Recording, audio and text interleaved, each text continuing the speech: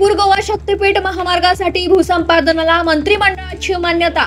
12 जिल्ह्यातून जाणाऱ्या महत्त्वाकांक्षी प्रकल्पाला कोल्हापूर जिल्ह्यातून सर्वाधिक विरोध। मुंबई आणि परिसरातील मेट्रो प्रकल्पांसाठी एमआरडी कडून 12,000 कोटींच्या कामांना मंजुरी। मेट्रो विस्तार आणि स्मार्ट वाहतूक यंत्रणाला गती देण्यासाठी 19 कंत्राटांना मान्यता। मुख्यमंत्र्यांच्या नागपूर दक्षिण पश्चिम मतदारसंघावर राहुल गांधींचा मोठा आरोप।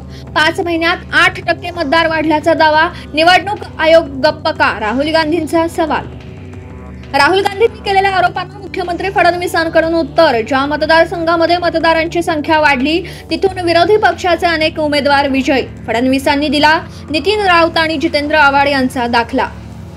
दोनही पवारांनी प्रतिष्ठेच्या केलेल्या माळेगाव सहकारी साखर कारखान्याच्या निवडणुकीची मतमोजणी ब वर्गातून अजितदादा विजयी। 3 ठिकाणी झालेल्या क्रॉस वेटिंगमुळे घातूक।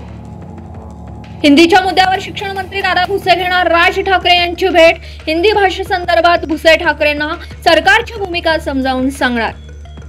नाशिक शहर आणि पाणलोट क्षेत्रात पाऊस। रामगुंड परिसरातील लहान मोठी मंदिरं पाण्याखाली। दुतोड्या मारुतीच्या कमरेपर्यंत पाणी तर सोमेश्वर धबधब्याने धारण केलं रौद्र रूप। यंदा जून महिन्यात अलमट्टी धरण 61% भरला। जून महिन्यातच पाणीसाठा वाढल्याने सांगली कोल्हापूर मधील नदीकाठच्या नागरिकांमध्ये भीतीचं वातावरण। वाहतुकीचे नियम मोडले म्हणून तरुणांना बडवणाऱ्या महिला वाहतूक पोलिसाने मागितली माफी। लातूरच्या वाहतूक पोलिसाचा व्हिडिओ झाला होता व्हायरल। भारताची तातडीची शस्त्रास्त्र खरेदी 2,000 कोटींचे 13 करार। दहशतवादाविरोधी लढ्यात लष्करासाठी शस्त्र खरेदी भारताच्या सैन्य दलासाठी महत्त्वाची बातमी। 12 दिवसांच्या संघर्षानंतर इराण आणि इस्रायलमध्ये युद्धबंदीवर सहमती। अमेरिकेचे अध्यक्ष डोनाल्ड ट्रम्प यांची घोषणा। इराणकडूनही युद्धबंदी जाहीर।